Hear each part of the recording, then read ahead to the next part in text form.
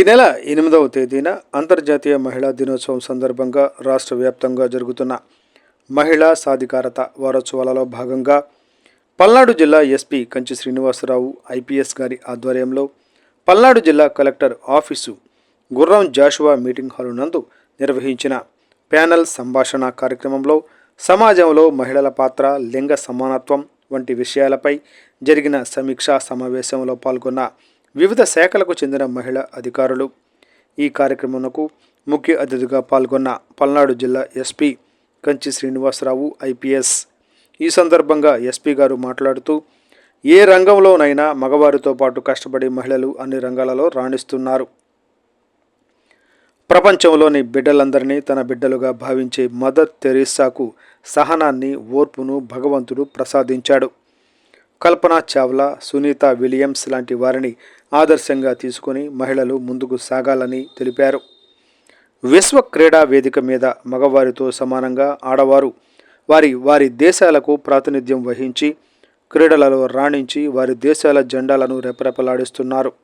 అదేవిధంగా అక్షరాస్యతలో చూసుకున్నట్లయితే ప్రతి సంవత్సరం మహిళల యొక్క అంకె పెరుగుతూ ఉంది.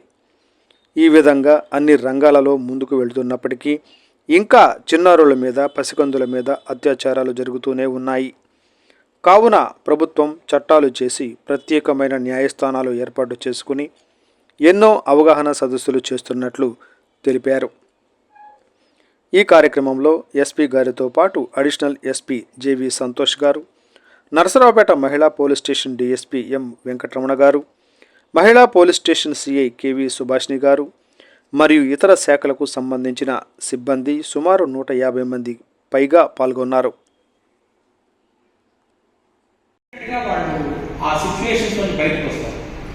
కొంతమంది ఎవరో అబ్బాయిలు వచ్చి యాసిడ్ బాటిల్ పట్టడం వస్తున్నప్పుడు కనీసం పరిగెత్తాలనేటువంటి ఆ ఆలోచన కూడా రాకుండా భయానికి లోనైపోయి అక్కడే కూర్చుంటుకోవడము, ఏడడం మీద చేయడం వల్ల అవతల వాడు ఇంకా ఎక్కువ వాడి మీద అధికారం తీసుకుంటారు. ఒక 498 ఇష్యూలో ఆడపిల్ల మా స్టేషన్కి వస్తే మొట్టమొదటి చుట్టుపక్కల ఉన్నవాళ్ళు కూడా ఈ అమ్మాయికి ఆ భర్తతో సరైనటువంటి సాంగత్యం మీద అందువల్ల రోడ్డు మీద పడి తిరుగుతుంది అన్నట్టుగా మాట్లాడతారు. రెండవది, అందులో చట్టంలో వచ్చి పేర్కొన్నటువంటి కొన్ని నిబంధనలు అనుగుణంగా కేసు చేస్తున్నప్పుడు మగవాడు చాలా ఫ్రీగా బయట తిరుగుతూ ఉంటాడు. ఈ అమ్మాయిని అంతే స్వేచ్ఛగా ఉద్యోగాలు వాటికి వెళ్తే చాలా తక్కువగా మాట్లాడటం చేసుకుంటారు. సో వాటిని విడిచిపెట్టి ఏదైతే చట్టం ఉంది దాని నుంచి ఏది కోరుకుంటున్న అమ్మాయి దాని పట్ల మనం సపోర్ట్ చేయగలిగితే వాడు చక్కగా ముందుకి రాగలుగుతారు. ఈ భావం ఏదైతే మన ఆలోచనలో ఏదైతే ఆ పార్టీసన్ యాటిట్యూడ్ ఉందో, ఒకవైపు నుంచే మనం సపోర్టివ్గా మాట్లాడటం, రెండో వైపు తీసుకోకపోవడం ఏదైతే ఉందో దానిని మనం ముందుకు తీసుకెళ్ళాలి. బ్యాలెన్స్ ఆఫ్ యాటిట్యూడ్ మనం మెయింటైన్ చేయాలి. ఇక సోషల్ మీడియాలో ఏ అంశమైనా ఏదైనా కూడా సాఫ్ట్ టార్గెట్స్ ఎవరంటే విమెన్. ఒక వ్యక్తి మీద కోపం వస్తే వాడి ఇంట్లో ఉన్నటువంటి స్త్రీల మీద వేరే పోస్టులు పెట్టారు. లేదు ఒక దగ్గర ఎక్కడైనా ఒక అమ్మాయి ఏదైనా ప్రశ్నిస్తుందంటే వాడి పట్ల వేరే విధంగా పోస్టులు పెట్టారు. వీటి పట్ల అందరూ కూడా ఒక టీమ్గా కౌంటర్ చేయాలి. స్త్రీలను ఈ విధంగా టార్గెట్ చేయడం కరెక్ట్ కాదు, అటు వెళ్ళకూడదు అనేటువంటి విషయాన్ని ప్రశ్నించాలి. ఆ విధంగా చేసిన రోజునే అన్నెసరీగా ప్రధాని మేము ఎందుకు టార్గెట్ అవ్వాలి.